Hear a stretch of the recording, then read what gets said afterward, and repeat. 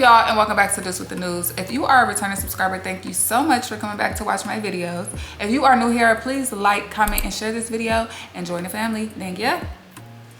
Okay, so today I am doing an AfterSun episode. This is my first AfterSun episode as far as filming. I do watch AfterSun, but I've never filmed and recapped one. But I want to start doing this. So welcome to AfterSun with Duce. I just want to go over a few little things that stood out to me in the episode. This is not going to be long. Yeah. So and Gabriel was the ones dumped from the villa. So we do have them on this week's episode, and they had a lot to say. Okay, they had some things to say, so we're going to get into that. If I'm looking down, it's because I'm reading my notes. Bear with me.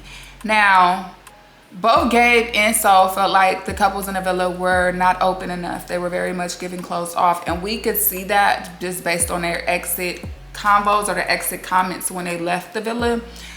Sol said, you know, if a bombshell come in, give her or give them some more grace that y'all gave me, because it does feel very closed off. It feels like Couples Island.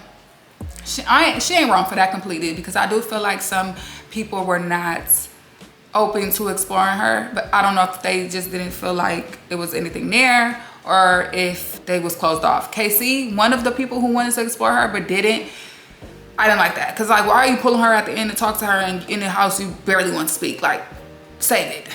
They also said that most of the couples were playing it safe, and they think that the couples are together because they want to stay in the villa. Once again, I kind of agree with that. Brennity, literally, Tristan and Brennity, one of the people. I want to say it's like staying together because they're safe, but also because they like each other, but also because nobody else fuck with them. Like, I don't see nobody else pulling Trinity for a chat. I don't even see who the fuck she would talk to in there. Casey, yeah, but like now, after all this time, I feel like that's something that she should have tried to belt before. And Bryce, I mean, he tried with Kata, and she's not going for him. So I feel like this season needed a lot more bombshells. Like, we needed to bring in bombshells damn near daily, because this season did start off very coupley right off the bat.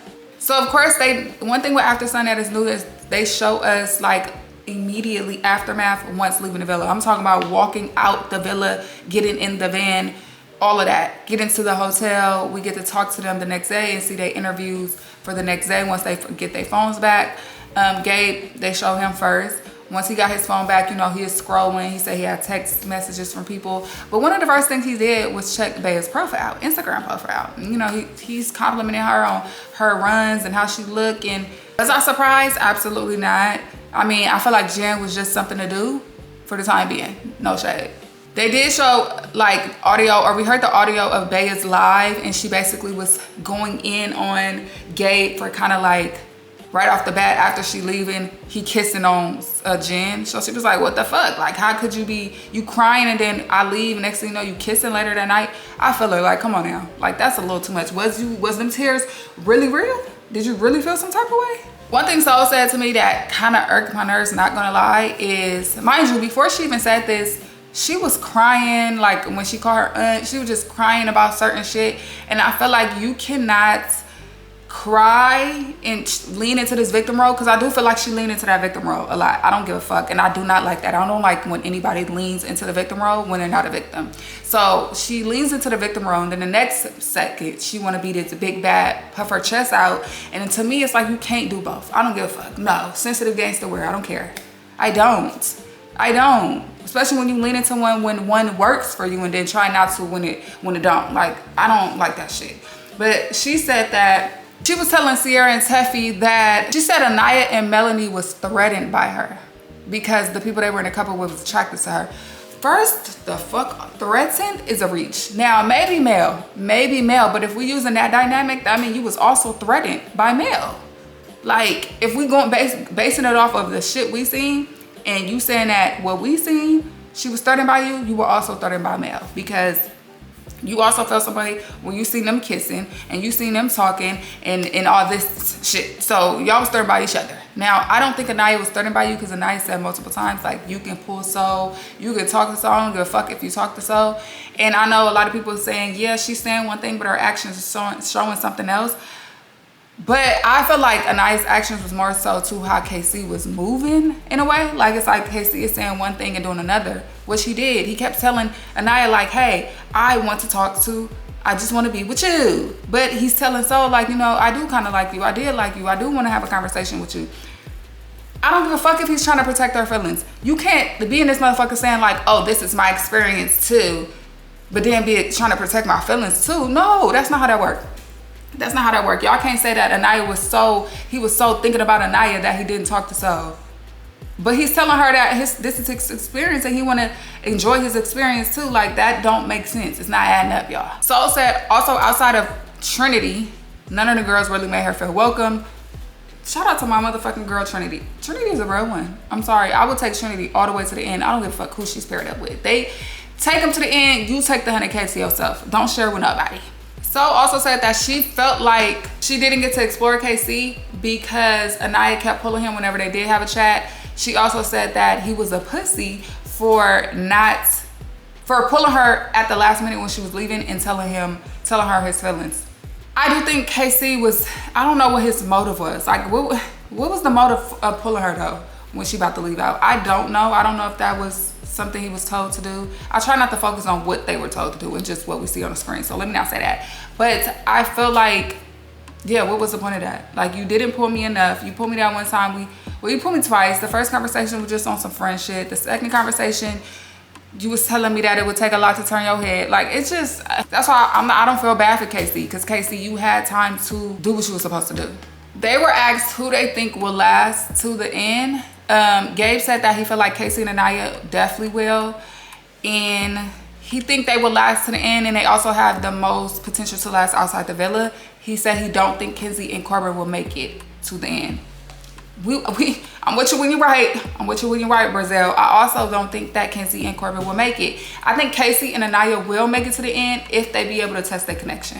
Like, for me, I feel like they both need something else right now. Like, they need to be able to have somebody else to flirt with, talk to, have feelings for it, to know if it really will work for them.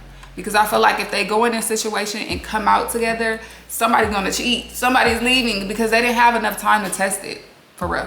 They asked them about Kasa Amore, and they said, who you think will like last? Who would outstand the test of Kasa Amore? Gabe, I believe, said Zach and Kata. They feel like Zach and Kata may, you know, do their thing in there, but they gonna come back together. Like, it's gonna be like, oh, I still want you. Like, they don't think they're gonna bring people back. That may be true. I don't know. But I don't really believe that because Zach has been talking about a bombshell for 3-4 episodes. Like, he waiting for somebody to come to this bitch. He's waiting, so who knows? So says she don't think Bryce and Trinity will survive Kasa because she feel like Bryce and Trinity are only together because they don't have anybody else to talk to. And I can understand that. A lot of people was in an uproar about Soul's comment because Soul made a comment saying, I think that Bryce thinks Kata is prettier than Trinity. And because he kept trying to pull her for a chat every single time. And then when they don't work with her, he goes back to Trinity. A lot of people did not like that. They felt like she was calling Trinity ugly. They felt like she was being colors. I don't feel those things. I feel like a lot of people are very surface level thinkers and try to make something out of nothing, especially when it comes to this show. I don't think she was calling Trinity ugly. She said that Bryce thinks Kata is more attractive than Trinity, which is honestly kind of true. Bryce been pushing for Kata since Kata came in as a bombshell. So what Soul said in that moment was not a lie. You feel me? It's not a lie. He's clearly more attractive to Kata. Kata just don't want him. That's not a lie. I'm sorry. And a lot of people might not want to hear that, but some people are too surface level of a thinker to understand what she meant. So that much. It's not that I dislike her. I just don't like the victim shit she do. But she was not wrong in that situation. And I think that people should watch their words and stop trying to put these jackets on people, calling somebody a colorist. And now she said Trinity was ugly when she clearly just said Trinity was the only girl who gave her the time of day, for real. Like, you feel me? So, Love Island viewers, please keep it cute. Everything do not have to be a dissertation. Everything do not have to be a think piece. We do not have to make an issue out of everything. This is a love dating show, love reality show, whatever you want to call it. Let's have fun, okay? Yes, we all have our favorites. We have people we dislike. But trying to make it deeper than that is it just takes the fun out of it. And another thing, Kasa Amore starts Sunday. Are y'all excited? Are y'all excited? Make some motherfucking noise, because I am. That was pretty much it. That was my cliff notes from the episode. Let me know if y'all want me to do AfterSun for the rest of the season, because I think I am. So yeah, if you made it to the end of this episode, please comment, please like, please subscribe to the channel, and also drop a purple heart below. And I'll see you guys tomorrow. Bye, y'all.